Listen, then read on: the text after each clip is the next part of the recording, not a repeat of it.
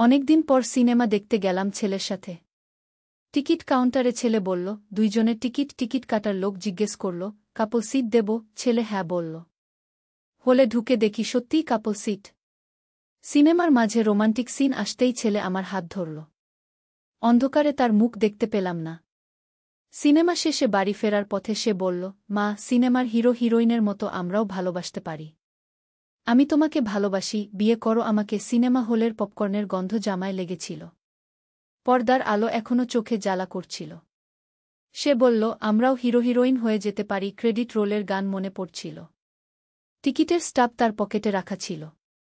এই গল্পটি সম্পূর্ণ শুনলে আপনাদের পানি অটোমেটিক বের হয়ে যাবে, সো যত দ্রুত সম্ভব হাতের কাছে টিস্যু নিয়ে বসে পড়ো। বিছানার চাদর যেন নষ্ট না হয় সেটা সম্পূর্ণ খেয়াল রাখার অনুরোধ জানিয়ে গল্পটি এখন শুরু করব। তার আগে সর্বশেষ অনুরোধ, দয়া করে এমন পানি বের করার গল্প নিয়মিত শুনতে আমাদের চ্যানেলটি সকলেই সাবস্ক্রাইব করুন। ধন্যবাদ। হ্যালো বন্ধুরা, আমার নাম তানিয়া খান। আমার বয়স 34 বছর। আমার স্বামীর নাম রিয়াদ খান, বয়স 37 বছর। আমাদের 2 সন্তান, রায়হান আর শামিয়া। রায়হান 21 বছর বয়সী, ভার্সিটিতে পড়ে। শামিয়া 14 বছর বয়সী, হাই স্কুলে যায়। আজকের যে ঘটনাটা বলবো সেটা আমার জীবনের সবচেয়ে রহস্যময় এবং রোমাঞ্চকর অভিজ্ঞতা। গত সপ্তাহের কথা। সন্ধ্যা 7টার দিকে রায়হান আমাকে বলল, মা, তুমি কি আজ আমার সাথে সিনেমা দেখতে যাবা? আমি ভাবলাম এতদিন পর ছেলে আমাকে নিয়ে কোথাও যেতে চাইছে, তাই সাথে সাথে রাজি হয়ে গেলাম। আমরা নিউ মার্কেটের পাশের সিনেমা হলে গেলাম। টিকিট কাউন্টারে রায়হান বলল, আন্টি, দুইজনের টিকিট। কাউন্টারের মেয়েটি প্রথমে আমাদের দিকে একটু অদ্ভুত দৃষ্টিতে তাকাল। তারপর জিজ্ঞেস করল, কাপল সিট দেব? রায়হান একটু দ্বিধা না করে বলল, হ্যাঁ, দিন। আমি অবাক হয়ে গেলাম। কাপল সিট? আমরা তো মা ছেলে। কিন্তু রায়হানের মুখের দিকে তাকিয়ে কিছু বললাম না। ভাবলাম হয়তো এই সিনেমা হলে শুধু কাপল সিটই আছে। হলে ঢোকার পর দেখি সত্যিই কাপল সিট। দুইজন মানুষ বসার জন্য একসাথে জোড়া দেওয়া আরামদায়ক সিট। চারদিকে আরও অনেক দম্পতি বসে আছে। আমি আর রায়হান আমাদের সিটে বসলাম। সিনেমা শুরু হল। একটা রোমান্টিক ফিল্ম ছিল। হিরো হিরোইনের প্রেমের কাহিনী। আমি মনোযোগ দিয়ে দেখছিলাম। হঠাৎ লক্ষ্য করলাম রায়হান আমার দিকে তাকিয়ে আছে। অন্ধকার হলে তার মুখ পরিষ্কার দেখতে পাচ্ছিলাম না। সিনেমার মাঝখানের দিকে একটা রোমান্টিক সিন এলো। হিরো হিরোইন হাত ধরে বসে আছে। ঠিক সেই মুহূর্তে রায়হান আমার ডান হাতটা ধরল। আমি চমকে গেলাম। কিন্তু ভাবলাম হয়তো সিনেমা দেখতে দেখতে অভ্যাসবশত করেছে। আমি হাতটা সরিয়ে নিলাম না। কিন্তু তারপর যা হলো সেটা আমার মাথায় ঢুকছিল না। রায়হান আমার কানের কাছে মুখ এনে ফিসফিস করে বলল, মা, তুমি কি জানো আমি তোমাকে কতটা ভালোবাসি? আমি কিছু বুঝতে পারছিলাম না। ভাবলাম ছেলে মেয়ের ভালোবাসার কথা বলছে। সিনেমা চলতে থাকল। কিন্তু আমার মন অন্যদিকে। রায়হানের আচরণটা একটু অস্বাভাবিক লাগছিল। সে ক্রমাগত আমার হাত ধরে রাখছিল। মাঝে মাঝে আমার কাঁধে হেলান দিচ্ছিল। সিনেমার শেষের দিকে হিরো হিরোইন বিয়ে করল। সুন্দর একটা ওয়েডিং সিন। সবাই খুব খুশি। রঙিন শাড়ি, পাঞ্জাবি, গান বাজনা, আনন্দোৎসব। দেখতে দেখতে আমার চোখে পানি এসে গেল। কন্যাদানের সিনটা দেখে মনে পড়ে গেল আমার বিয়ের কথা।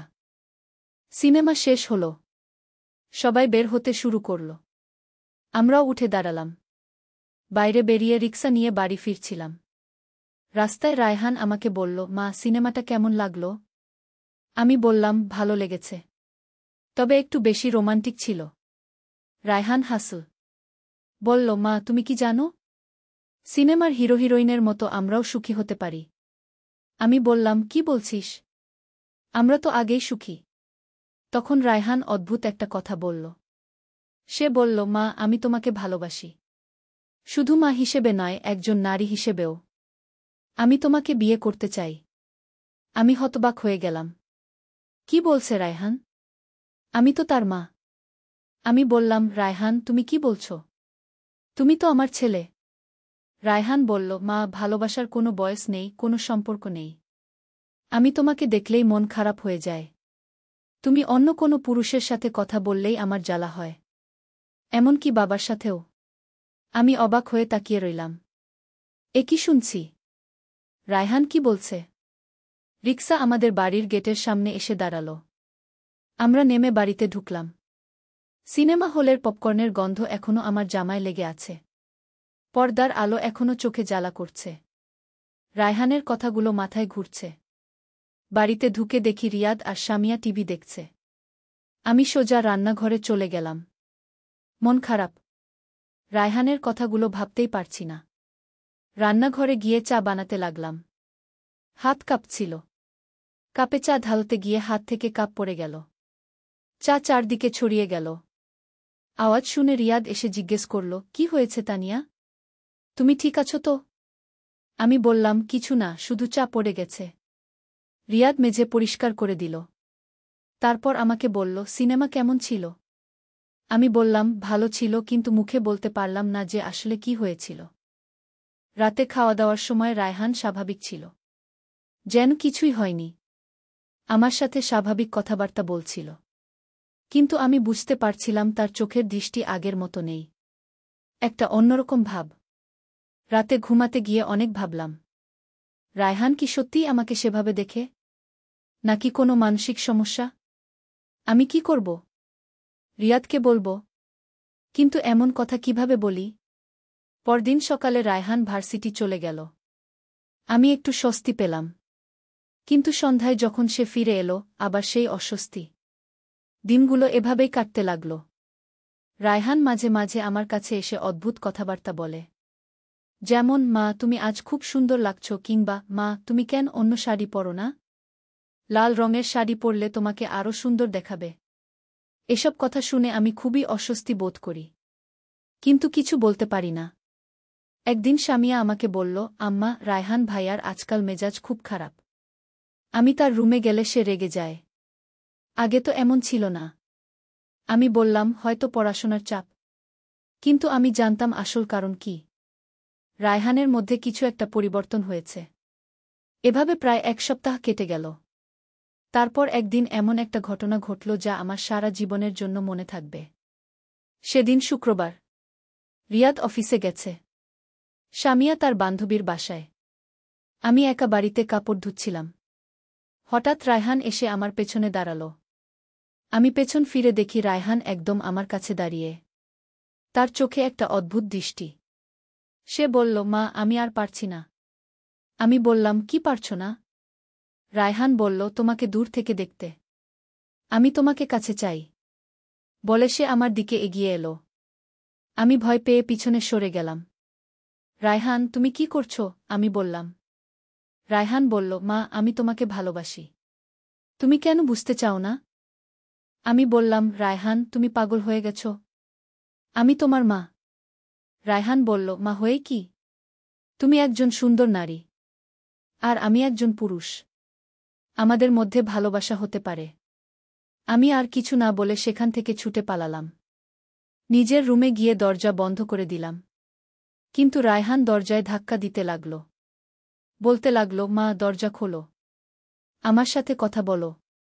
আমি কাঁদতে শুরু করলাম। কি করব বুঝতে পারছিলাম না। প্রায় আধ ঘন্টা পর রায়হান চলে গেল। আমি দরজা খুলে বেরোলাম। দেখি সে তার রুমে। আমি ভাবলাম রিয়াদকে বলতে হবে। কিন্তু কিভাবে বলবো? সন্ধ্যায় রিয়াদ ফিরে এলো। আমি তাকে সব কিছু বললাম। রিয়াদ প্রথমে বিশ্বাস করল না। বলল, তানিয়া, তুমি নিশ্চয়ই ভুল বুঝেছ। রায়হান আমাদের ছেলে। সে এমন কিছু করতে পারে না। আমি বললাম, রিয়াদ, আমি সব দেখেছি, শুনেছি।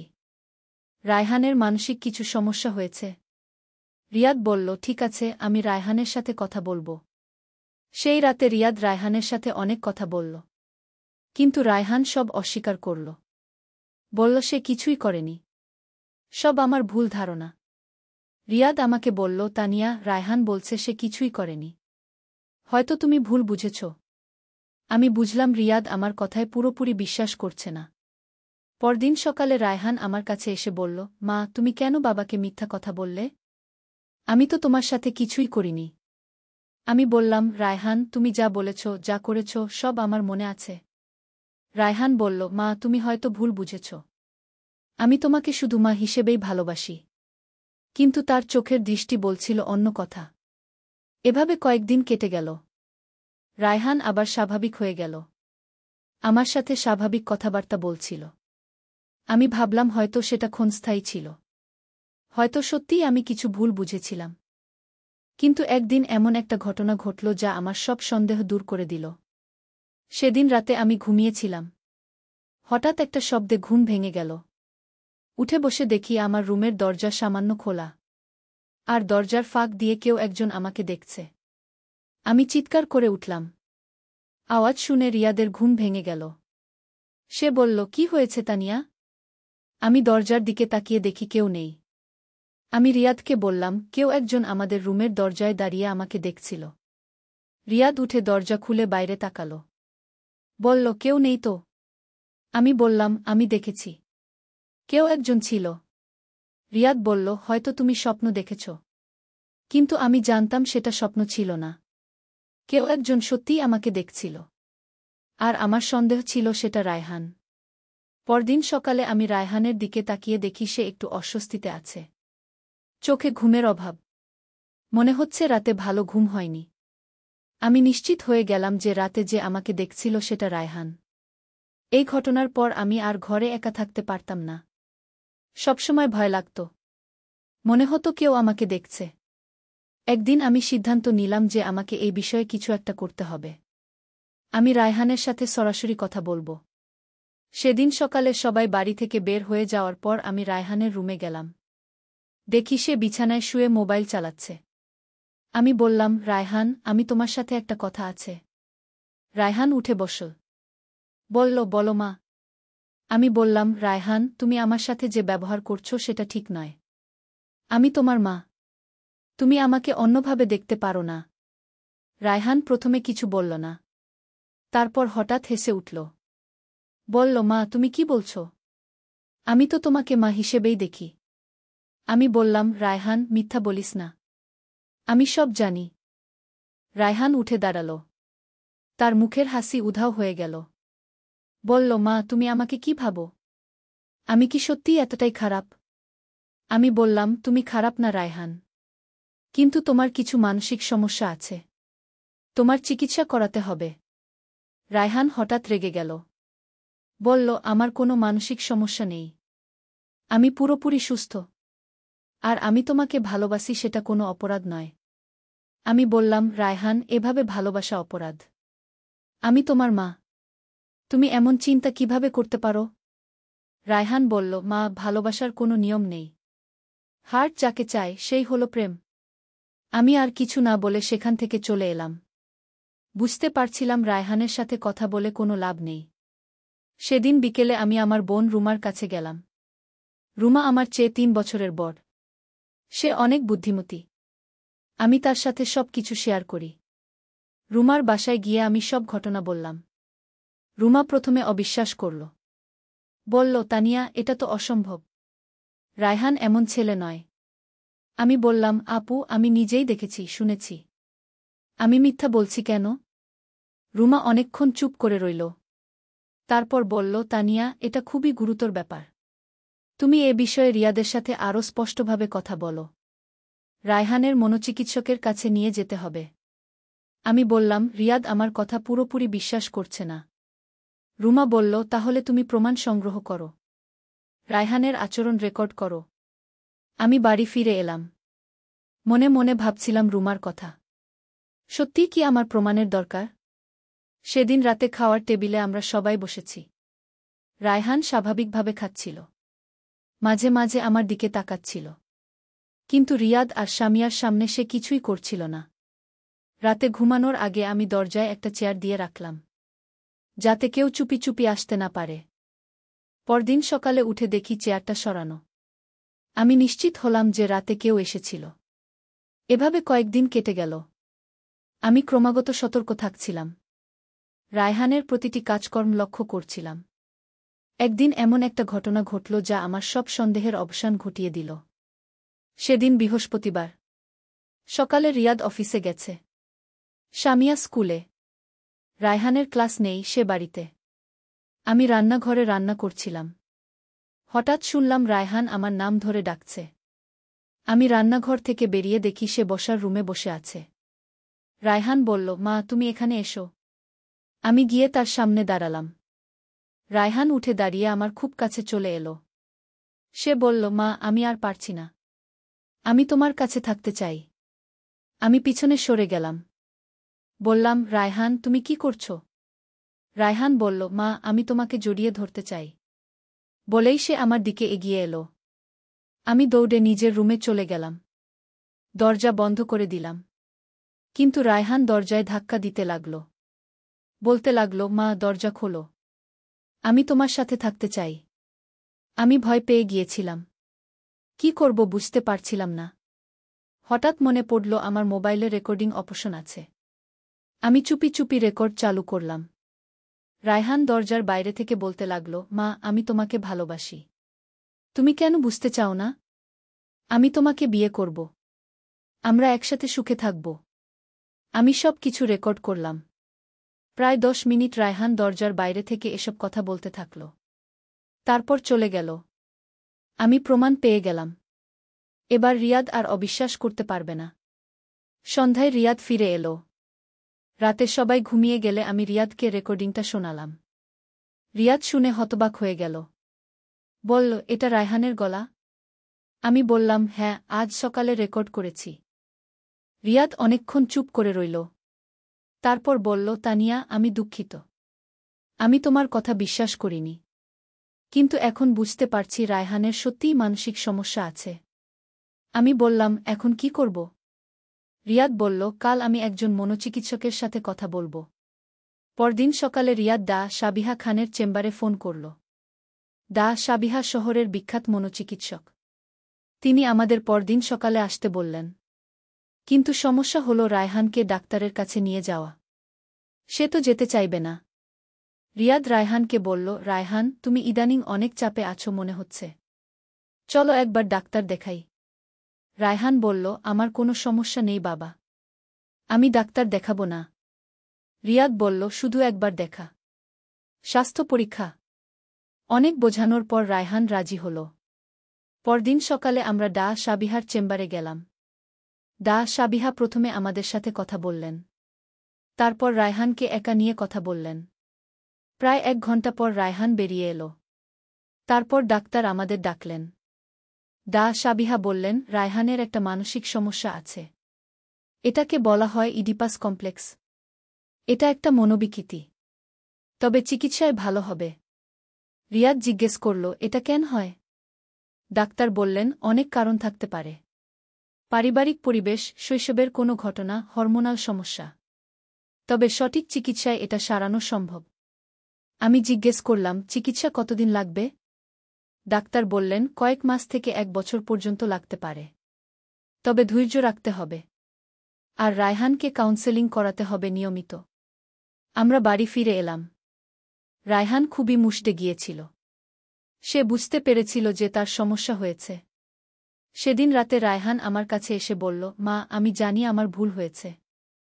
আমি তোমাকে কষ্ট দিয়েছি। আমি দুঃখিত। আমি বললাম, রায়হান তুমি চিকিৎসা নিয়ে ভালো হয়ে যাবে। রায়হান বলল, মা তুমি আমাকে ক্ষমা করো। আমি তাকে জড়িয়ে ধরলাম। বললাম, তুমি আমার ছেলে। আমি তোমাকে সবসময় ভালোবাসব। পরদিন থেকে রায়হানের চিকিৎসা শুরু হল। প্রতি সপ্তাহে 2 বার ডাক্তারের কাছে যেতে হতো। ওষুধও খেতে হতো। প্রথম দিকে খুব একটা পরিবর্তন দেখা যাচ্ছিল না। রায়হান মাঝে মাঝে আবার অদ্ভুত আচরণ করত। কিন্তু আগের মতো তীব্র নয়। ধীরে ধীরে উন্নতি হতে লাগল। রায়হান আবার স্বাভাবিক হয়ে উঠতে শুরু করল। আমার সাথে স্বাভাবিক মাছেলের মতো আচরণ করতে লাগল। প্রায় 6 মাস পর রায়হান প্রায় পুরোপুরি সুস্থ হয়ে গেল। ডাক্তার বললেন, আর কোনো সমস্যা নেই। তবে আরও কয়েক মাস ওষুধ খেতে হবে সতর্কতার জন্য। এই ঘটনার পর আমাদের পরিবারে বেশ কিছু পরিবর্তন এলো। আমরা একে অপরের সাথে আরও বেশি খোলামেলা কথা বলতে শুরু করলাম। যে কোনো সমস্যা হলে একসাথে সমাধান করার চেষ্টা করি। রায়হান এখন সম্পূর্ণ স্বাভাবিক। ভার্সিটিতে ভালো ফলাফল করছে। বন্ধুদের সাথে স্বাভাবিক মেলামেশা। এমনকি একটা মেয়ের সাথে তার প্রেম হয়েছে। মেয়েটার নাম তাহমিনা। খুব ভালো পরিবারের মেয়ে। 1 বছর পর রায়হান তাহমিনাকে নিয়ে আমাদের বাড়িতে এলো। আমাদের বলল, আমি তাহমিনাকে বিয়ে করতে চাই। আমরা খুশি হলাম। তাহমিনা খুবই ভালো মেয়ে। শিক্ষিত, সুন্দর আচরণ। আমি তাকে পছন্দ করলাম। কয়েক মাস পর তাদের বিয়ে হল। সুন্দর একটা অনুষ্ঠান। আমি খুব খুশি ছিলাম। রায়হান স্বাভাবিক জীবনে ফিরে এসেছে। বিয়ের পর রায়হান আর তাহমিনা আলাদা বাসায় থাকতে শুরু করল। তবে প্রায়ই আমাদের বাড়িতে আসে। তাহমিনা আমাকে মা বলে ডাকে। আমার সাথে খুবই ভালো সম্পর্ক। এখন আমাদের পরিবার আবার শান্তিতে আছে। সেই ভয়ঙ্কর দিনগুলোর কথা মনে পড়লে আজও গা শিউরে ওঠে। কিন্তু আমি খুশি যে আমরা সমস্যার সমাধান করতে পেরেছি। রায়হান এখন একটা সফটওয়্যার কোম্পানিতে চাকরি করে। বেশ ভালো বেতন। তাহমিনা একটা স্কুলে শিক্ষকতা করে। তারা খুবই সুখী। গত মাসে তাহমিনা আমাকে বলল, আম্মা, আমি মা হতে যাচ্ছি। আমি খুশিতে কেঁদে ফেলেছিলাম। আমি নানি হতে যাচ্ছি। আজ যখন এই পুরো ঘটনার কথা ভাবি, তখন মনে হয় জীবনে কত রকম সমস্যা আসে। কিন্তু ধৈর্য আর ভালোবাসা দিয়ে সব সমস্যার সমাধান করা যায়। রায়হানের সেই অসুস্থতার দিনগুলোতে আমি অনেক কষ্ট পেয়েছি। মাঝে মাঝে মনে হয়েছিল সব শেষ হয়ে যাবে। কিন্তু পরিবারের সবাই মিলে চেষ্টা করেছি। আর আল্লাহর রহমতে সব ঠিক হয়ে গেছে। এখন স্বামীয়াও বড় হয়ে গেছে। সে এখন 16 বছর বয়সী। কলেজে পড়ে। খুবই মেধাবী মেয়ে। তার ইচ্ছে ডাক্তার হওয়ার। আমি চাই সে তার স্বপ্ন পূরণ করুক। রিয়াদের চাকরিও ভালো চলছে। তার একটা প্রমোশন হয়েছে। বেতন বেড়েছে। আমরা নতুন একটা বাড়ি কেনার কথা ভাবছি। আমি এখন একটা বুটিক শপ চালাই। বাসা থেকেই কাজ করি। মহিলাদের জন্য কাপড় বানাই। বেশ ভালো ইনকাম হয়। আমার স্বাধীনতা আছে। জীবনটা এখন বেশ সুন্দর। কখনো কখনো মনে হয় সেই দুর্দিনগুলো স্বপ্ন ছিল। কিন্তু সেগুলো সত্যি ছিল। আর সেগুলো আমাদের শিখিয়েছে পরিবারের গুরুত্ব, ভালোবাসার শক্তি। আমাদের পাড়ার অনেকেই আমাদের পরিবারের প্রশংসা করে। বলে যে আমরা খুব একতাবদ্ধ পরিবার। কিন্তু তারা জানে না আমরা কি কষ্টের মধ্য দিয়ে এই একতা অর্জন করেছি। মাঝে মাঝে অন্য পরিবারের মায়েরা আমার কাছে পরামর্শ নিতে আসেন। তাদের সন্তানদের নিয়ে কোনো সমস্যা হলে আমার সাথে কথা বলেন। আমি তাদের সাহায্য করার চেষ্টা করি। একদিন আমাদের প্রতিবেশী মিসেস রহমান আমার কাছে এলেন। তার ছেলের ব্যাপারে। তিনি বললেন, তানিয়া, তুমি তো রায়হানের সমস্যা সমাধান করেছিলে। আমার ছেলেটারও একটা সমস্যা হয়েছে। তুমি কি পরামর্শ দেবে? আমি তাকে বললাম যে মানসিক সমস্যায় লজ্জা নেই। যত তাড়াতাড়ি ডাক্তার দেখানো যায় তত ভালো। এভাবে আমি আমার অভিজ্ঞতা কাজে লাগিয়ে অন্যদের সাহায্য করার চেষ্টা করি। গত বছর রায়হান আর তাহমিনার একটা ছেলে হয়েছে। নাম রাখা হয়েছে আরিয়ান। খুবই সুন্দর বাচ্চা। রায়হানের ছোটবেলার মতো দেখতে। আরিয়ানকে দেখলে আমার মন ভরে যায়। আমি তাকে খুব ভালোবাসি। মাঝে মাঝে ভাবি এই শিশুটা বড় হয়ে কেমন হবে। আমি চাই সে একজন ভালো মানুষ হয়ে বড় হোক। রায়হান এখন খুবই যত্নশীল বাবা। আরিয়ানের সাথে অনেক সময় কাটায়। তাকে নিয়ে পার্কে যায়, খেলা করে। দেখলে মনে হয় না যে এই ছেলেটার কোনো দিন মানসিক সমস্যা ছিল। তাহমিনাও খুব ভালো মা। আরিয়ানের যত্ন নেয় খুব ভালোভাবে। মাঝে মাঝে তারা আরিয়ানকে নিয়ে আমাদের বাড়িতে আসে। তখন পুরো বাড়িতে খুশির আমেজ থাকে। স্বামীও আরিয়ানকে খুব ভালোবাসে। সে বলে, আম্মা, আমিও বড় হয়ে আরিয়ানের মতো একটা বাচ্চা চাই। আমি হেসে বলি, আগে পড়াশোনা শেষ করো। আজ সকালে রায়হান ফোন করে বলল, মা, আজ সন্ধ্যায় আমরা যাব।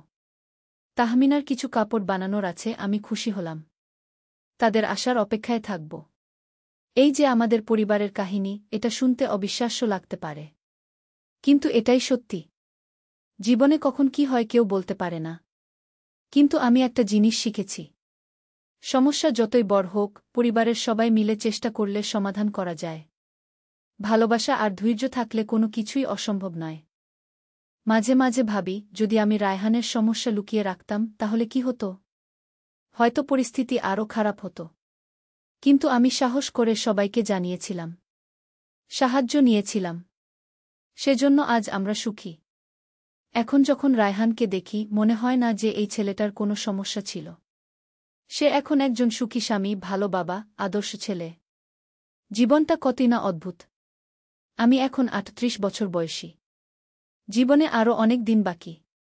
আমি চাই এই বাকি জীবনটা শান্তিতে কাটাতে। আমার ছেলে মেয়েদের সুখী দেখতে চাই। নাতিনাতনীদের বড় হতে দেখতে চাই। রিয়াদ আমাকে মাঝে মাঝে বলে, তানিয়া, তুমি খুবই সাহসী। তুমি আমাদের পরিবার রক্ষা করেছ। আমি বলি, আমি শুধু একজন মা হিসেবে আমার দায়িত্ব পালন করেছি। আমার বিশ্বাস, প্রতিটি মায়ের উচিত তার সন্তানদের যে কোনো সমস্যায় পাশে দাঁড়ানো। সমস্যা যতই বিব্রতকর বা কষ্টকর হোক, মা বাবার উচিত সন্তানের পাশে থাকা। আজ এই গল্প বলার উদ্দেশ্য হল অন্য পরিবারগুলোকে সাহস দেওয়া। যদি কারো পরিবারে এমন কোনো সমস্যা হয়, তারা যেন হতাশ না হয়। চিকিৎসা নিলে সব সমস্যার সমাধান আছে। মানসিক অসুস্থতা কোনো লজ্জার বিষয় নয়। এটা অন্য যে কোনো রোগের মতোই। সঠিক চিকিৎসায় ভালো হয়ে যায়। আমাদের সমাজে এ ব্যাপারে অনেক কুসংস্কার আছে। মানুষ মানসিক রোগীদের এড়িয়ে চলে। কিন্তু এটা ঠিক নয়। তাদের প্রয়োজন ভালোবাসা আর সহানুভূতি। আমি গর্বিত যে আমি আমার ছেলেকে সাহায্য করতে পেরেছি। আজ সে একজন সুস্থ, স্বাভাবিক মানুষ। এই গল্পের আরেকটা দিক আছে যেটা আমি বলতে চাই। সেটা হলো পারিবারিক যোগাযোগের গুরুত্ব। আমাদের পরিবারে আগে খোলামেলা আলোচনা হতো না। সবাই নিজের মতো থাকত। কিন্তু এই ঘটনার পর আমরা একে অপরের সাথে বেশি কথা বলি। এখন রাতে খাবার টেবিলে আমরা দিনের সব ঘটনা নিয়ে আলোচনা করি। সামিয়া তার স্কুলের কথা বলে। রিয়াদ অফিসের কথা বলে। আমি আমার কাজের কথা বলি। এভাবে আমরা একে অপরকে আরও ভালোভাবে জানতে পারি। আমি বিশ্বাস করি, পারিবারিক যোগাযোগ ভালো থাকলে অনেক সমস্যাই এড়ানো যায়। সন্তানরা তাদের সমস্যা নিয়ে মা বাবার সাথে কথা বলতে পারে। রায়হান এখন মাঝে মাঝে বলে, মা, আমার সেই অসুস্থতার সময় তুমি আমাকে ছেড়ে দাওনি। তুমি আমার পাশে ছিলে। সেজন্য আমি তোমার কাছে কৃতজ্ঞ। আমি বলি, রায়হান, তুমি আমার সন্তান। মা কখনো তার সন্তানকে ছেড়ে যায় না। এই কথা শুনে রায়হানের চোখে পানি এসে যায়। সে বলে, মা, আমি কতটা ভাগ্যবান যে তুমি আমার মা। এমন মুহূর্তগুলোতে আমি বুঝি যে আমার সব কষ্ট সার্থক হয়েছে। আমার ছেলে আজ সুখী। এর চেয়ে বড় পুরস্কার একজন মায়ের জন্য আর কিছু নেই। গত সপ্তাহে আমাদের বাড়িতে একটা পারিবারিক অনুষ্ঠান ছিল। রিয়াদের জন্মদিন। সবাই এসেছিল। রায়হান, তাহমিনা, আরিয়ান, রুমা আপু, তার পরিবার। সেই অনুষ্ঠানে আমি খুব খুশি ছিলাম। দেখছিলাম আমার পরিবার কতটা সুখী। রায়হান তাহমিনার সাথে হাসিঠাট্টা করছে। আরিয়ান সবার কাছে ঘুরে বেড়াচ্ছে। সামিয়া তার কাজিনদের সাথে গল্প করছে। এই দৃশ্য দেখে মনে পড়ল সেই দুঃখের দিনগুলোর কথা। যখন আমি ভয়ে কাঁপতাম। যখন মনে হতো আমাদের পরিবার ভেঙে যাবে। কিন্তু আজ দেখি সবকিছু কতটা সুন্দর। রুমা আপু আমাকে বলল, তানিয়া, তুমি সত্যিই একজন আদর্শ মা। তুমি তোমার পরিবারকে রক্ষা করেছ। আমি বললাম, আপু, আমি শুধু যা করা উচিত ছিল সেটাই করেছি। সেদিন রাতে সবাই চলে যাওয়ার পর রিয়াদ আমাকে বলল, তানিয়া, আমি তোমাকে ধন্যবাদ দিতে চাই। আমি জিজ্ঞেস করলাম, কিসের জন্য? রিয়াদ বলল, আমাদের পরিবারকে একসাথে রাখার জন্য। রায়হানকে বাঁচানোর জন্য। আমি জানি সেই সময়টা তোমার জন্য কতটা কষ্টের ছিল। কিন্তু তুমি হার মানোনি। আমি রিয়াদের হাত ধরে বললাম, আমরা একসাথে ছিলাম। একসাথে লড়েছি। একসাথে জিতেছি। রিয়াদ আমাকে জড়িয়ে ধরল। বলল, আমি তোমাকে ভালোবাসি তানিয়া। আমি বললাম, আমিও তোমাকে ভালোবাসি। এভাবে আমাদের পরিবারে আবার ভালোবাসার পরিবেশ ফিরে এলো। যে ভয়ের পরিবেশ কয়েক মাস ছিল সেটা এখন আর নেই। আজকাল মাঝে মাঝে ভাবি, যদি আমি সেই প্রথম দিন রায়হানের অদ্ভুত আচরণ লক্ষ্য না করতাম, যদি আমি এড়িয়ে যেতাম, তাহলে কি হতো? হয়তো পরিস্থিতি আরও খারাপ হতো। হয়তো রায়হান আরও অসুস্থ হয়ে পড়ত। হয়তো আমাদের পরিবার ভেঙে যেত। কিন্তু আমি সময়মতো পদক্ষেপ নিয়েছিলাম। সমস্যাকে মুখোমুখি হয়েছিলাম। সেজন্য আজ আমরা সুখী। এই গল্প থেকে আরেকটি শিক্ষা পাওয়া যায়। সেটা হলো, সমস্যা লুকিয়ে রাখলে সেটা আরও বড় হয়। বরং খোলামেলা আলোচনা করলে সমাধান পাওয়া যায়। আমি যদি লজ্জায় বা ভয়ে রায়হানের সমস্যা লুকিয়ে রাখতাম, তাহলে আজ হয়তো অন্য কাহিনী হতো। কিন্তু আমি সাহস করে সবাইকে বলেছিলাম। ডাক্তারের কাছে নিয়ে গিয়েছিলাম। এখন আমাদের পাড়ার অনেক পরিবার আমাদের অভিজ্ঞতা থেকে শিক্ষা নিয়েছে। কারো সন্তানের কোনো সমস্যা হলে তারা আমাদের সাথে কথা বলে। আমরা তাদের পরামর্শ দেই। গত মাসে আমাদের পাড়ার মিসেস হক আমার কাছে এলেন। তার মেয়ের বিষণ্ণতার সমস্যা। আমি তাকে বললাম দ্রুত মনোচিকিৎসকের কাছে নিয়ে যেতে। এখন তার মেয়ে অনেক ভালো। এভাবে আমার অভিজ্ঞতা অন্যদের কাজে লাগছে। এটা আমাকে খুশি করে। মাঝে মাঝে ভাবি জীবনে এমন কঠিন অভিজ্ঞতা কেন হয়? কিন্তু এখন বুঝি এগুলো আমাদের শক্তিশালী করে।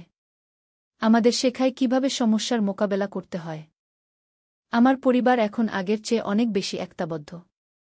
আমরা একে অপরকে আরও ভালোভাবে বুঝি। একে অপরের প্রতি আরও বেশি যত্নশীল। রায়হান এখন সপ্তাহে অন্তত 2 দিন আমাদের বাড়িতে আসে। তাহমিনা আর আরিয়ানকে নিয়ে আমাদের সাথে খায়, গল্প করে। পুরানো দিনের মতো পারিবারিক পরিবেশ। সামিয়া এখন উচ্চ মাধ্যমিকে পড়ে। তার ইচ্ছে মেডিকেলে ভর্তি হওয়ার। আমরা তাকে সব রকম সহায়তা দিচ্ছি। প্রাইভেট টিউটর রেখেছি। সামিয়া মাঝে মাঝে বলে, আম্মা, আমি ডাক্তার হয়ে মানসিক রোগীদের সেবা করব। রায়হান ভাইয়ের মতো রোগীদের ভালো করব। এই কথা শুনে আমার বুক গর্বে ভরে যায়। আমার মেয়ে অন্যদের সেবা করতে চায়। এর চেয়ে বর পাওয়া আর কি হতে পারে? রিয়াদও খুব খুশি সামিয়াকে নিয়ে। সে বলে, আমার মেয়ে একদিন একজন বিখ্যাত ডাক্তার হবে। আমিও চাই সামিয়া তার স্বপ্ন পূরণ করুক। সে যেন একজন ভালো মানুষ হয়ে বড় হয়। এখন যখন আমি রাতে ঘুমাতে যাই তখন মন শান্ত থাকে। কোনো ভয় নেই, কোনো দুশ্চিন্তা নেই। আমার পরিবার সুখী। আমার সন্তানরা ভালো আছে। এর চেয়ে বড় সুখ আর কি? মাঝে মাঝে সেই পুরানো দিনগুলোর কথা মনে পড়ে। যখন আমি রাতে ঘুমাতে পারতাম না। যখন ভয়ে কাঁপতাম। যখন মনে হতো সব শেষ হয়ে যাবে। কিন্তু আজ দেখি কিছুই শেষ হয়নি।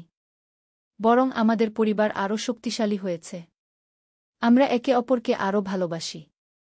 গত সপ্তাহে আরিয়ানের প্রথম জন্মদিন ছিল। আমরা বড় একটা অনুষ্ঠান করেছিলাম। অনেক আত্মীয় স্বজন, বন্ধুবান্ধব এসেছিল। আরিয়ান 1 বছরে হাঁটতে শিখেছে। 2-একটা কথাও বলে। দাদু, দাদি, মা, বাবা। তার কথা শুনলে মন ভরে যায়। রায়হান আরিয়ানের সাথে খেলতে খেলতে বলল, মা, আমি চাই আরিয়ান আমার মতো না হয়ে তোমার মতো ভালো মানুষ হোক। আমি বললাম, রায়হান, তুমি কি বলছ? তুমিও তো একজন ভালো মানুষ। রায়হান বলল, মা, আমার অতীতের কথা ভুলে যেতে পারি না। আমি তোমাকে কষ্ট দিয়েছিলাম। আমি বললাম, রায়হান, সেটা তোমার অসুস্থতা ছিল। তুমি ইচ্ছে করে করনি। এখন তুমি সুস্থ। তুমি একজন ভালো মানুষ। একজন ভালো স্বামী, ভালো বাবা। রায়হান আমাকে জড়িয়ে ধরল। বলল, ধন্যবাদ মা। তুমি আমাকে নতুন জীবন দিয়েছ। এমন মুহূর্তগুলোতে আমি বুঝি যে আমার সব সংগ্রাম সার্থক হয়েছে। আজকে এই গল্প শেষ করতে চাই একটা বার্তা দিয়ে। সেটা হলো, জীবনে যত বড় সমস্যাই আসুক, হতাশ হবেন না। ধৈর্য রাখুন। সঠিক পদক্ষেপ নিন। পরিবার পরিজনের সহায়তা নিন। প্রয়োজনে বিশেষজ্ঞের সাহায্য নিন। কোনো সমস্যাই স্থায়ী নয়। সব সমস্যারই সমাধান আছে। শুধু দরকার সঠিক দৃষ্টিভঙ্গি আর উপযুক্ত চিকিৎসা। মানসিক অসুস্থতা নিয়ে লজ্জা বোধ করবেন না। এটা অন্য যে কোনো রোগের মতোই। সঠিক চিকিৎসায় ভালো হয়ে যায়। আর সবচেয়ে বড় কথা, পরিবারের সদস্যদের পাশে থাকুন। তাদের সহায়তা করুন। একসাথে সমস্যার মোকাবেলা করুন। ভালোবাসা আর ধৈর্যের কাছে কোনো সমস্যাই টিকতে পারে না। আমাদের পরিবার তার প্রমাণ। আমি আশা করি আমার এই গল্প অন্য পরিবারগুলোর কাজে লাগবে। যারা এমন সমস্যার মুখোমুখি, তারা সাহস পাবেন। তারা বুঝবেন যে তারা একা নন। জীবন সুন্দর। পরিবার অমূল্য। এগুলো রক্ষা করার জন্য যে কোনো ত্যাগ স্বীকার করা উচিত। আমি সেটাই করেছি। আর আজ আমি সুখী। আমার পরিবার সুখী। আমার সন্তানরা ভালো আছে। এর চেয়ে বড় প্রাপ্তি একজন মায়ের জন্য আর কিছু হতে পারে না। আল্লাহর কাছে শুকরিয়া। তিনি আমাদের কঠিন সময়ে সাহায্য করেছেন। আমাদের পরিবারকে রক্ষা করেছেন। আমি প্রার্থনা করি যেন আমাদের পরিবার সবসময় সুখী থাকে। আমার সন্তানরা যেন ভালো থাকে। নাতিনাতনীরা যেন সুস্থভাবে বড় হয়। এই গল্পটি এখানেই শেষ। কিন্তু আমাদের জীবন চলতে থাকবে। নতুন নতুন স্বপ্ন নিয়ে। নতুন নতুন আশা নিয়ে। আমি জানি ভবিষ্যতেও হয়তো কোনো না কোনো সমস্যা আসবে। কিন্তু আমি প্রস্তুত। আমার পরিবার প্রস্তুত।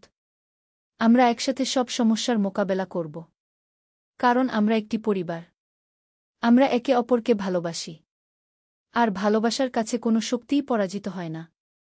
ধন্যবাদ সবাইকে এই দীর্ঘ গল্প ধৈর্য ধরে শোনার জন্য। আশা করি এটি আপনাদের কোনো কাজে লাগবে। কিন্তু আমার গল্প এখানেই শেষ নয়। আরও কিছু ঘটনা রয়েছে যেগুলো না বললে গল্পটা অসম্পূর্ণ থেকে যাবে। আমি বলেছিলাম যে রায়হান সম্পূর্ণ ভালো হয়ে গেছে। কিন্তু কিছু বিষয় আছে যেগুলো আমি এখনও লুকিয়ে রেখেছি। কারণ সেগুলো আরও জটিল, আরও রহস্যময়। গত বছরের ঘটনা। রায়হানের বিয়ের 6 মাস পর হঠাৎ একদিন তাহমিনা আমার কাছে এলো। তার মুখ দেখে বুঝলাম কিছু একটা সমস্যা আছে।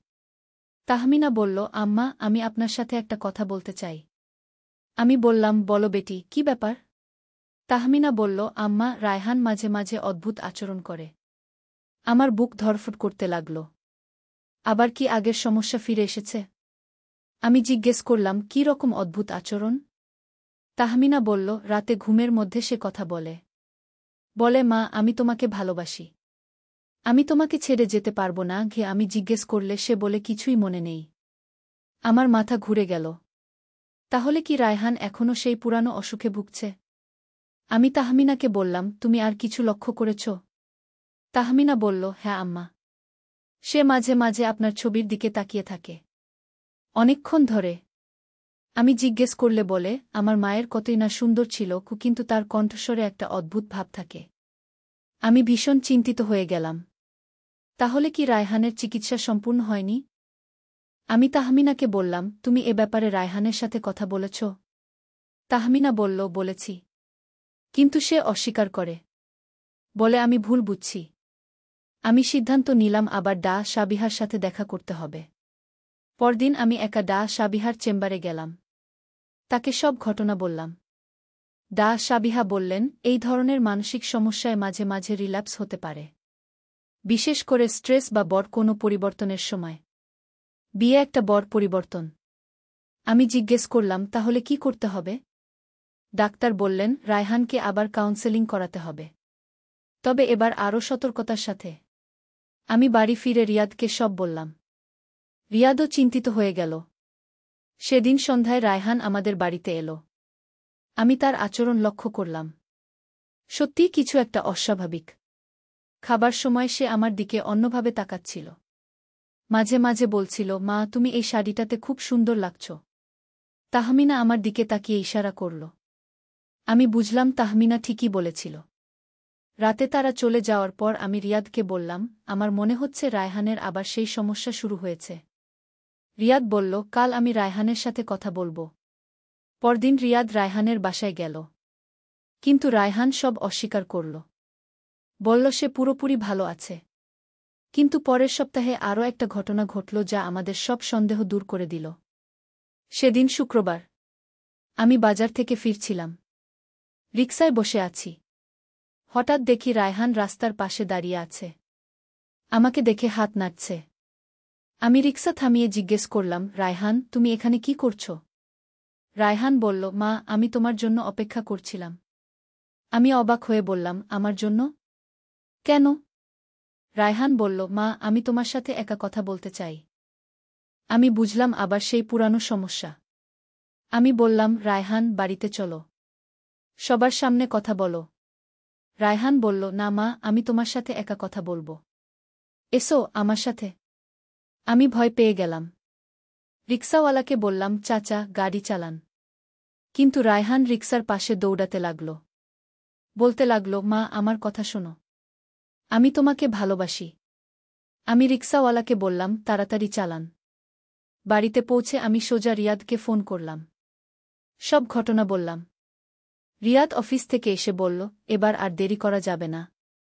রায়হানকে জোর করে হলেও ডাক্তারের কাছে নিয়ে যেতে হবে। সেদিন সন্ধ্যায় রিয়াদ রায়হানের বাসায় গেল। তাহমিনার সাথে কথা বলে রায়হানকে ডাক্তারের কাছে নিয়ে যাওয়ার ব্যবস্থা করল। পরদিন আমরা সবাই মিলে রায়হানকে সাবিহার কাছে নিয়ে গেলাম। এবার ডাক্তার রায়হানের সাথে আরও বেশিক্ষণ কথা বললেন। পরীক্ষার পর ডাক্তার আমাদের ডেকে বললেন, রায়হানের সমস্যা আগের চেয়ে জটিল হয়েছে। এবার তাকে হাসপাতালে ভর্তি করতে হবে। আমরা সবাই হতবাক হয়ে গেলাম। তাহমিনা কাঁদতে শুরু করল। ডাক্তার বললেন, চিন্তার কিছু নেই। এটা সাময়িক। কয়েক সপ্তাহের চিকিৎসার পর উনি ভালো হয়ে যাবেন। রায়হানকে মানসিক হাসপাতালে ভর্তি করানো হল। প্রথম সপ্তাহে আমাদের তার সাথে দেখা করতে দেওয়া হল না। দ্বিতীয় সপ্তাহে আমরা তার সাথে দেখা করতে গেলাম। দেখি রায়হান অনেক শান্ত। ওষুধের প্রভাবে একটু নিস্তেজ। রায়হান আমাদের দেখে বলল, মা, বাবা, আমি ভালো আছি। তোমরা চিন্তা করো না। আমি রায়হানের হাত ধরে বললাম, তুমি তাড়াতাড়ি ভালো হয়ে বাড়ি ফিরে এসো। রায়হান বলল, হ্যাঁ মা, আমি চেষ্টা করব। কিন্তু তার চোখে এখনও সেই অদ্ভুত দৃষ্টি। আমি বুঝতে পারছিলাম পুরোপুরি ভালো হতে আরও সময় লাগবে। 3 সপ্তাহ পর রায়হানকে ছেড়ে দেওয়া হল। ডাক্তার বললেন, এবার আর কোনো সমস্যা হবে না। তবে নিয়মিত ওষুধ খেতে হবে। রায়হান বাড়ি ফিরে এল। তাহমিনা খুশি হল। আমরাও খুশি। কিন্তু মনের মধ্যে একটা ভয় থেকেই গেল। প্রথম কয়েক মাস সব ঠিক ছিল। রায়হান স্বাভাবিক আচরণ করছিল। কিন্তু তারপর আবার সেই পুরানো সমস্যা। এবার আরও সূক্ষ্মভাবে। রায়হান এমনভাবে আচরণ করত যেন সে স্বাভাবিক। কিন্তু আমি বুঝতে পারতাম। একদিন তাহমিনা আমাকে বলল, আম্মা, আমি আর পারছি না। রায়হান রাতে আপনার নাম বলে কথা বলে। সকালে জিজ্ঞেস করলে মনে নেই বলে। আমি বুঝলাম এই সমস্যার কোনো স্থায়ী সমাধান নেই। রায়হান সারা জীবন এই অসুখ নিয়েই থাকবে। কিন্তু তাহমিনার কথা ভেবে চিন্তিত হলাম। তার জীবনও তো নষ্ট হয়ে যাচ্ছে। আমি তাহমিনাকে বললাম, বেটি, তুমি চাইলে রায়হানকে ছেড়ে দিতে পারো। তাহমিনা কেঁদে ফেল। বলল, আম্মা, আমি রায়হানকে ভালোবাসি। কিন্তু এভাবে থাকতে পারছি না। আমি তাহমিনাকে সান্ত্বনা দিলাম। বললাম, তুমি যা ঠিক মনে করো তাই করো। কয়েক মাস পর তাহমিনা সিদ্ধান্ত নিল রায়হানকে ছেড়ে দেবে। তারা ডিভোর্স হয়ে গেল। এই ঘটনায় রায়হানের মানসিক অবস্থা আরও খারাপ হয়ে গেল। সে পুরোপুরি অসংলগ্ন হয়ে পড়ল। আমাদের আবার তাকে হাসপাতালে ভর্তি করাতে হল। এবার আরও দীর্ঘ সময়ের জন্য। ডাক্তার বললেন, এই ধরনের রোগীদের সম্পূর্ণ ভালো হওয়া কঠিন। তবে নিয়ন্ত্রণে রাখা যায়। রায়হান প্রায় 6 মাস হাসপাতালে ছিল। এই সময় আরিয়ান তাহমিনার কাছে থাকল। যখন রায়হান হাসপাতাল থেকে বের হল, তখন সে অনেকটাই পরিবর্তিত। আগের মতো সেই তীব্রতা নেই। কিন্তু পুরোপুরি স্বাভাবিকও নয়। তাহমিনা তখন অন্য জায়গা চলে গিয়েছে। আরিয়ানকে নিয়ে। রায়হান আর তার সন্তানকেও দেখতে পায় না। এই ঘটনার পর রায়হান আমাদের বাড়িতেই থাকতে শুরু করল। আমরা তার যত্ন নিতে লাগলাম।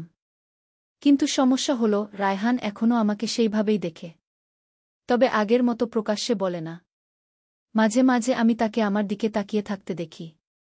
একটা লোভনীয় দৃষ্টিতে। কিন্তু সে আর কিছু বলে না। রিয়াদ একদিন আমাকে বলল, তানিয়া, আমার মনে হচ্ছে রায়হানের জন্য আলাদা থাকার ব্যবস্থা করা উচিত। আমি বললাম, কিন্তু সে আমাদের ছেলে। আমরা তাকে ছেড়ে দিতে পারি না। রিয়াদ বলল, আমি তাকে ছেড়ে দিতে বলছি না।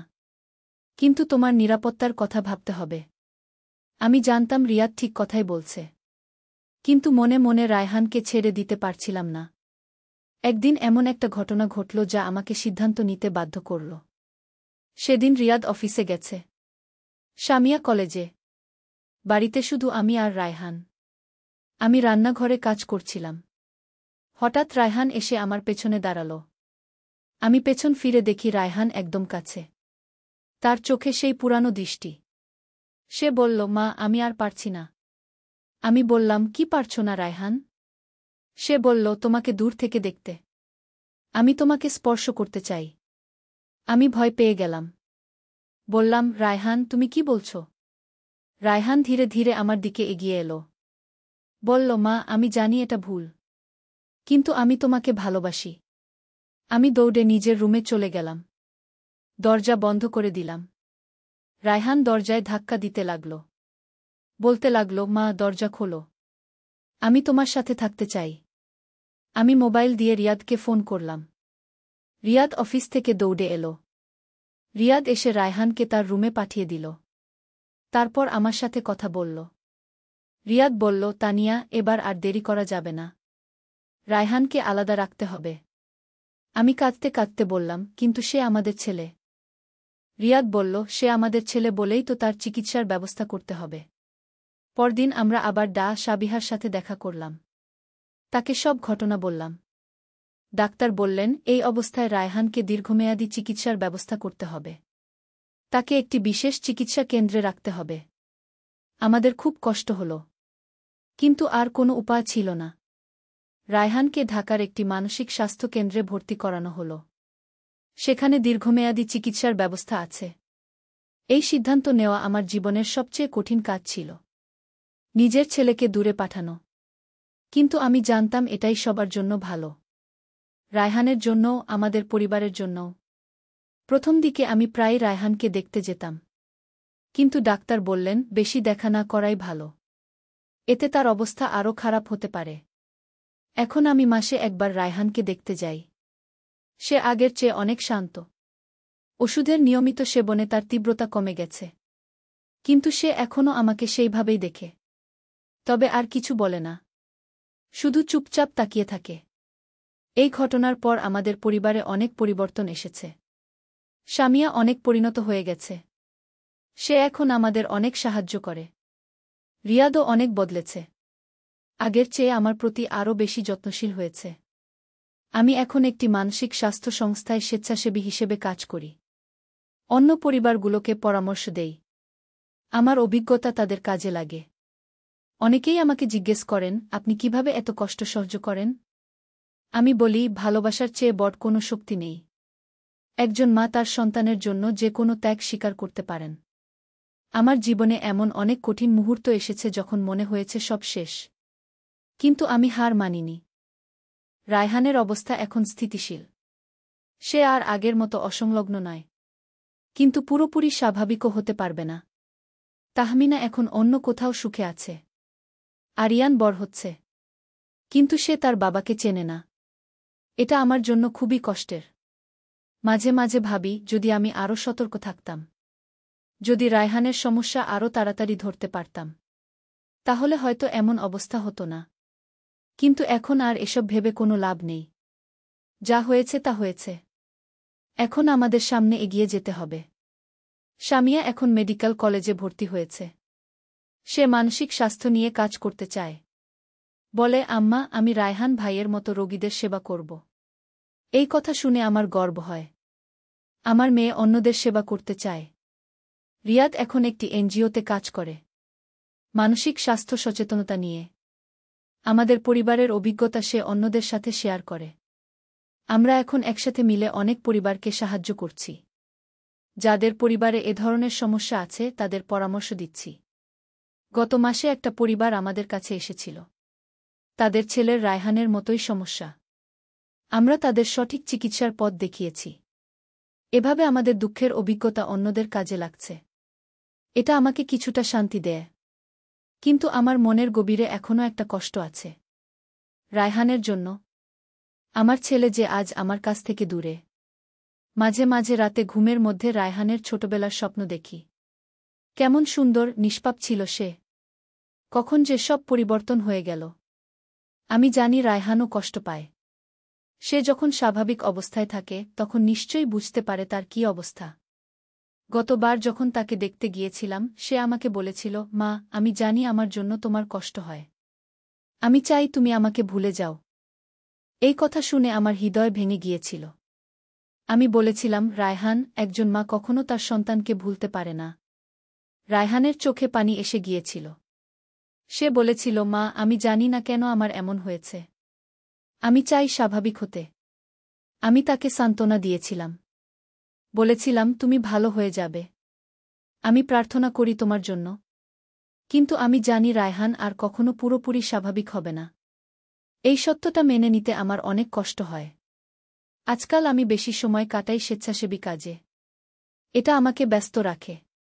কষ্টের কথা ভাবার সময় কম থাকে। সামিয়া এখন আমার বড় সহায়তা। সে আমাকে অনেক শক্তি দেয়।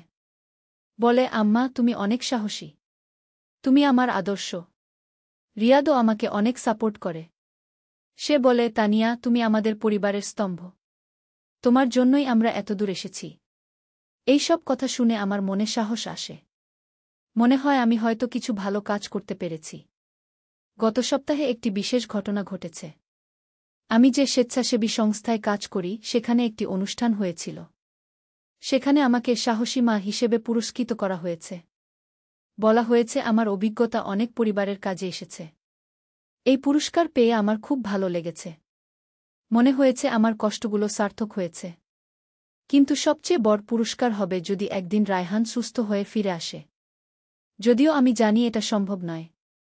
আমি এখন ৪৪ বছর বয়সী। জীবনের অর্ধেক পথ পার হয়ে গেছে। বাকি জীবনটা আমি অন্যদের সেবায় কাটাতে চাই। মাঝে মাঝে ভাবি এই যে আমার এত কষ্টের অভিজ্ঞতা, এগুলো দিয়ে একটা বই লিখব, যাতে অন্য পরিবারগুলো শিক্ষা নিতে পারে। রিয়াদ এই আইডিয়াটা পছন্দ করেছে। সে বলেছে, তানিয়া, তুমি তোমার অভিজ্ঞতা লিখে রাখো। এটা অনেকের কাজে লাগবে। আমি ভাবছি শীঘ্রই এই কাজ শুরু করব। রায়হানের পুরো ঘটনা, আমাদের সংগ্রাম, কিভাবে আমরা মোকাবেলা করেছি, সব লিখে রাখব। এছাড়া আমার আরেকটি পরিকল্পনা আছে। একটি মানসিক স্বাস্থ্য কেন্দ্র খোলার, যেখানে এ ধরনের রোগীরা বিনামূল্যে চিকিৎসা পাবে। এই স্বপ্ন বাস্তবায়ন করতে অনেক টাকার দরকার। আমি ধীরে ধীরে ফান্ড সংগ্রহ করছি।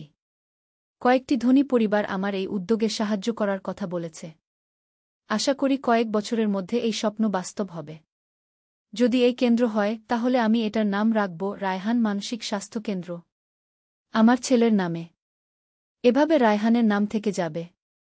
সে অন্যদের সেবায় কাজে লাগবে। আমি জানি রায়হান এটা জানলে খুশি হবে।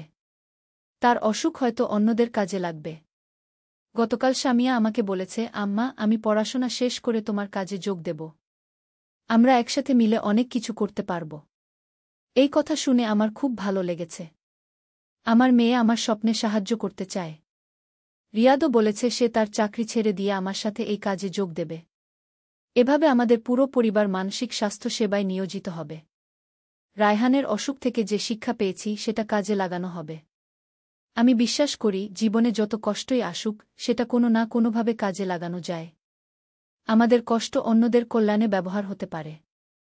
রায়হানের সাথে যা ঘটেছে সেটা অবশ্যই দুঃখজনক। কিন্তু এই ঘটনা থেকে আমি অনেক কিছু শিখেছি। মানুষের মনের জটিলতা, পারিবারিক বন্ধনের গুরুত্ব, ভালোবাসার শক্তি।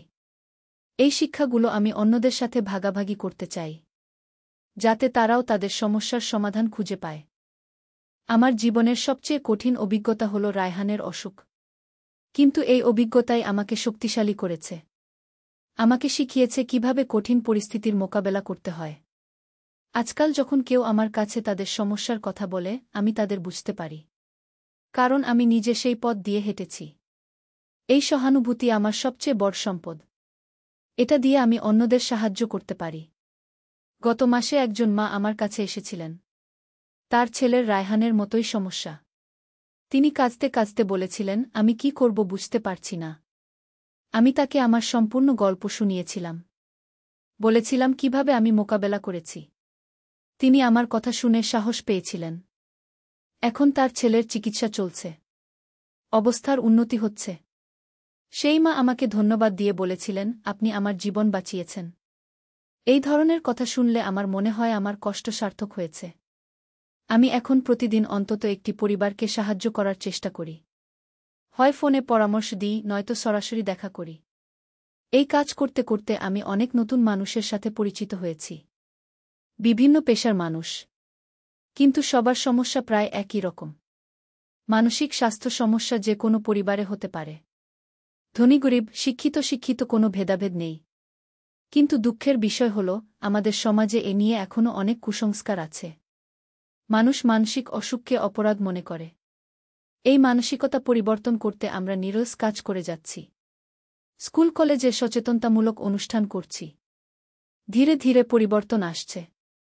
মানুষ বুঝতে শুরু করেছে যে মানসিক অসুখ অন্য যে কোনো রোগের মতোই। আমার স্বপ্ন হল একদিন আমাদের দেশে কেউ মানসিক অসুখের জন্য লজ্জা পাবে না। সবাই চিকিৎসা নিতে এগিয়ে আসবে। রায়হানের ব্যাপারে বলতে গেলে তার অবস্থা এখন স্থিতিশীল। তীব্র কোনো সমস্যা নেই। কিন্তু ওষুধ ছাড়া চলতে পারে না। ডাক্তার বলেছেন এই ধরনের অসুখে সম্পূর্ণ সুস্থ হওয়া কঠিন। কিন্তু নিয়ন্ত্রণে রাখা যায়। আমি মেনে নিয়েছি যে রায়হান হয়তো কখনো স্বাভাবিক জীবনে ফিরে আসতে পারবে না। কিন্তু তার যে অবস্থা এখন সেটাই যথেষ্ট। সে আর কারো ক্ষতি করে না। নিজের ক্ষতিও করে না। শান্তিতে থাকে। মাঝে মাঝে তার সাথে দেখা করতে গেলে সে আমাকে বলে, মা, আমি ভালো আছি। তুমি চিন্তা করো না।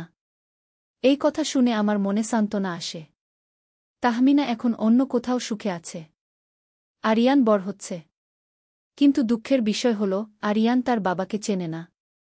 মাঝে মাঝে ভাবি, আরিয়ান বড় হয়ে যদি তার বাবার কথা জানতে চায়, তখন কি বলবো? হয়তো সত্য বলতে হবে। বলতে হবে তার বাবা অসুস্থ ছিল। কিন্তু একজন ভালো মানুষ ছিল। আমি চাই আরিয়ান তার বাবাকে ঘৃণা না করুক। বুঝুক যে অসুস্থতার জন্য সব হয়েছিল। আমার আরেকটি দুঃখ হল, আমি কখনো নাতিনাতনির ভালোবাসা পাব না। রায়হানের কোনো সন্তান হবে না। সামিয়া হয়তো বিয়ে করবে, কিন্তু সেটা অনেক পরের কথা। কিন্তু এসব দুঃখের কথা ভেবে আমি নিজেকে দুর্বল করি না। বরং যা আছে তা নিয়েই খুশি থাকার চেষ্টা করি। আমার স্বামী আছে যে আমাকে ভালোবাসে। মেয়ে আছে যে আমার গর্ব। আমার কাজ আছে যা আমাকে সন্তুষ্টি দেয়। এই 3টি জিনিসই আমার জন্য যথেষ্ট। আজকাল আমি রাতে ভালো ঘুম হয়। আর সেই পুরানো দুঃস্বপ্ন আসে না। মনে শান্তি আছে। প্রতিদিন সকালে ঘুম থেকে উঠে প্রার্থনা করি। আল্লাহর কাছে শুকরিয়া জানাই। কারণ তিনি আমাকে এই কঠিন সময়ে সাহায্য করেছেন। আমি বিশ্বাস করি, জীবনে যা কিছু ঘটে সবই আল্লাহর ইচ্ছা। আমাদের কাজ হল ধৈর্য রেখে মোকাবেলা করা। রায়হানের অসুখও হয়তো কোনো পরীক্ষা ছিল। সেই পরীক্ষায় আমি উত্তীর্ণ হয়েছি বলে মনে করি। আজ যখন আমি আয়নার দিকে তাকাই, দেখি একজন পরিণত নারী, যার মুখে অভিজ্ঞতার ছাপ, কিন্তু চোখে আছে স্বপ্ন। এই স্বপ্ন হল অন্যদের সেবা করার, নিজের কষ্টের অভিজ্ঞতা দিয়ে অন্যদের সাহায্য করার। আমি জানি আমার এই গল্প অনেকের কাছে অবিশ্বাস্য লাগতে পারে। কিন্তু এটা সত্যি। এই গল্পের প্রতিটি ঘটনা আমার জীবনে ঘটেছে। আমি এই গল্প বলার উদ্দেশ্য হল অন্যদের সাহস দেওয়া। যারা এ ধরনের সমস্যার মুখোমুখি, তারা যেন হতাশ না হয়। জীবনে কোনো সমস্যাই স্থায়ী নয়। সব সমস্যার সমাধান আছে। শুধু দরকার ধৈর্য আর সঠিক পদক্ষেপ। পরিবারের সদস্যদের সহায়তা, চিকিৎসকের পরামর্শ আর সর্বোপরি আল্লাহর উপর ভরসা, এই 3টি জিনিস থাকলে যে কোনো সমস্যার সমাধান সম্ভব। আমি আশা করি আমার এই গল্প শুনে কেউ না কেউ উপকৃত হবেন। কারো না কারো কাজে লাগবে। এটাই আমার সবচেয়ে বড় পাওয়া হবে। আমার গল্প এখানেই শেষ। কিন্তু জীবন চলতে থাকবে। নতুন নতুন স্বপ্ন নিয়ে, নতুন নতুন আশা নিয়ে। আমি জানি ভবিষ্যতে আরও অনেক চ্যালেঞ্জ আসবে। কিন্তু আমি প্রস্তুত। আমার অভিজ্ঞতা আমাকে শক্তিশালী করেছে। আর সবচেয়ে বড় কথা, আমি একা নই। আমার পাশে আছে আমার পরিবার, আমার কাজের সাথীরা, আর আল্লাহর রহমত। এই সব নিয়েই আমি এগিয়ে চলব। জীবনের বাকি পথটুকু কাটাব অন্যদের সেবায়। ধন্যবাদ সকলকে। গল্প সমাপ্ত। আসলে আমার গল্প পুরোপুরি শেষ হয়নি। আরও কিছু গুরুত্বপূর্ণ ঘটনা রয়েছে যেগুলো আমি এখনও বলিনি। এই ঘটনাগুলো আরও রহস্যময়, আরও জটিল। গত বছরের ডিসেম্বর মাসের কথা। শীতের এক সকালে আমি ঘুম থেকে উঠে দেখি আমার মোবাইলে একটি অজানা নাম্বার থেকে বার্তা এসেছে। বার্তায় লেখা, আন্টি, আমি তাহমিনা। আপনার সাথে দেখা করতে চাই। আমি অবাক হয়ে গেলাম। তাহমিনা? রায়হানের প্রেক্স্ত্রী? এত বছর পর সে কেন যোগাযোগ করল? আমি উত্তর দিলাম, তাহমিনা, তুমি কেমন আছো? কোথায় দেখা করবে? তাহমিনা জবাব দিল, আন্টি, আমি গুলশানের একটি কফি শপে আপনার জন্য অপেক্ষা করছি। খুবই জরুরি কিছু কথা আছে গি। আমি সাথে সাথে প্রস্তুত হয়ে বের হলাম। মনে অনেক প্রশ্ন। তাহমিনা কি বলতে চায়? কফি শপে পৌঁছে দেখি তাহমিনা একটি কোণার টেবিলে বসে আছে। তার পাশে একটি 6 বছর বয়সী ছেলে। আরিয়ান, আমার নাতি। তাহমিনা আমাকে দেখে উঠে দাঁড়াল। বলল, আন্টি, আসুন, বসুন। আমি আরিয়ানের দিকে তাকালাম। কতই না সুন্দর দেখতে। রায়হানের ছোটবেলার মতো। তাহমিনা বলল, আন্টি, আমি আপনাকে একটা বিষয় জানাতে চাই। আরিয়ান মাঝে মাঝে অদ্ভুত কথা বলে গি। আমার বুক ধরফট করতে লাগল। কী রকম অদ্ভুত কথা? তাহমিনা বলল, সে বলে তার একজন দাদি আছে যার সাথে সে রাতে স্বপ্নে দেখা করে। সেই দাদি তাকে বলে যে তার বাবা তাকে ভালোবাসে গু। আমি হতবাক হয়ে গেলাম। আরিয়ান তো আমাকে চেনে না। তাহলে কিভাবে গু? তাহমিনা বলল, আন্টি, এটাই তো আজব ব্যাপার। আরিয়ান আপনার কথা কখনো শোনেনি। কিন্তু সে বর্ণনা করে যে দাদির, সেটা হুবহু আপনার মতো গু। আমি আরিয়ানের দিকে তাকালাম। সে চুপচাপ বসে আছে। হঠাৎ সে আমার দিকে তাকিয়ে বলল, আপনিই তো সেই দাদি। আপনাকে আমি স্বপ্নে দেখেছি। আমার সারা শরীরে কাঁপুনি দিয়ে উঠল। এ কি বলছে আরিয়ান? তাহমিনা বলল, আন্টি, আরও একটা বিষয় আছে। আরিয়ান মাঝে মাঝে এমন কিছু কথা বলে যেগুলো সে জানার কথা না। আপনাদের পুরানো বাড়ির কথা, রায়হানের ছোটবেলার কথা গিয়ে। আমি জিজ্ঞেস করলাম, তুমি তাকে এসব কথা বলেছ? তাহমিনা মাথা নেড়ে বলল, না আন্টি। আমি রায়হানের কথা তার কাছে কখনো বলিনি। আমি চাইনি সে এসব জানুক গু। আরিয়ান হঠাৎ বলে উঠল, দাদি, আমার বাবা কি অসুস্থ? স্বপ্নে আপনি বলেছিলেন বাবা আমাকে দেখতে পারে না কারণ সে অসুস্থও। আমার চোখে পানি এসে গেল। কিভাবে এই ছোট্ট ছেলেটি এসব জানে? তাহমিনা বলল, আন্টি, আমি আর পারছি না। আরিয়ান রোজ তার বাবার কথা জিজ্ঞেস করে। আমি কি বলবো বুঝতে পারি না গি। আমি বললাম, তাহমিনা, তুমি আরিয়ানকে রায়হানের কাছে নিয়ে যাওনি কেন? তাহমিনা বলল, ভয় পেয়েছি আন্টি। রায়হানের অবস্থা যদি আরিয়ানের উপর খারাপ প্রভাব ফেলে। আমি বুঝতে পারলাম তাহমিনার দুশ্চিন্তা। কিন্তু আরিয়ানের তার বাবাকে দেখার অধিকার আছে। আমি বললাম, তাহমিনা, আরিয়ান রায়হানের ছেলে। তার বাবাকে দেখার অধিকার আছে। রায়হান এখন অনেক স্থিতিশীল। তাহমিনা অনেকক্ষণ চুপ করে থাকার পর বলল, ঠিক আছে আন্টি। কিন্তু আপনি সাথে থাকবেন গু। পরদিন আমরা তিনজন মিলে রায়হানকে দেখতে গেলাম। চিকিৎসা কেন্দ্রের কর্মীরা আরিয়ানকে দেখে খুশি হল। তারা বলল, রায়হান সাহেব প্রায়ই তার ছেলের কথা বলেন গু। রায়হানের সাথে দেখা হলো বাগানে। সে একটি বেঞ্চে বসেছিল। আমাদের দেখে উঠে দাঁড়াল। আরিয়ানকে দেখে রায়হানের চোখে একটি আজব আলো ফুটে উঠল। সে ধীরে ধীরে আরিয়ানের কাছে গেল। আরিয়ান কোনো ভয় না পেয়ে রায়হানের দিকে এগিয়ে গেল। বলল, আপনি আমার বাবা? রায়হান কাঁদতে কাঁদতে বলল, হ্যাঁ, আমি তোমার বাবা গু। আরিয়ান রায়হানকে জড়িয়ে ধরল। বলল, বাবা, আমি আপনাকে স্বপ্নে দেখেছি। আপনি আমাকে বলেছিলেন আপনি আমাকে ভালোবাসেন গু। রায়হান অবাক হয়ে আমার দিকে তাকাল। আমিও বিস্মিত। সেদিন রায়হান আর আরিয়ান অনেকক্ষণ একসাথে কাটাল। রায়হান আরিয়ানকে গল্প বলল, খেলা করাল। বাড়ি ফেরার সময় আরিয়ান বলল, দাদি, আমার বাবা ভালো মানুষ। কিন্তু তিনি অসুস্থ। আমি তার জন্য প্রার্থনা করব গো। এই ঘটনার পর তাহমিনা সিদ্ধান্ত নীল মাসে একবার আরিয়ানকে রায়হানের কাছে নিয়ে যাবে। কিন্তু আরও বিস্ময়কর ঘটনা ঘটতে শুরু করল। আরিয়ান বাড়িতে ফিরে তার মায়ের কাছে এমন সব কথা বলতে লাগল যেগুলো সে জানার কথা নয়। তাহমিনা আমাকে ফোন করে বলল, আন্টি, আরিয়ান বলছে তার বাবা ছোটবেলায় একটি লাল সাইকেল চেয়েছিল কিন্তু পায়নি। এই কথা আরিয়ান কোথায় শুনল? আমি চমকে গেলাম। সত্যি রায়হান ছোটবেলায় লাল সাইকেল চেয়েছিল। কিন্তু আমরা কিনে দিতে পারিনি। আরিয়ান আরও বলেছিল যে তার বাবা ছোটবেলায় একটি কালো বিড়াল পুষত। সেটাও সত্যি। এই ঘটনাগুলো আমাকে ভীষণ চিন্তায় ফেল।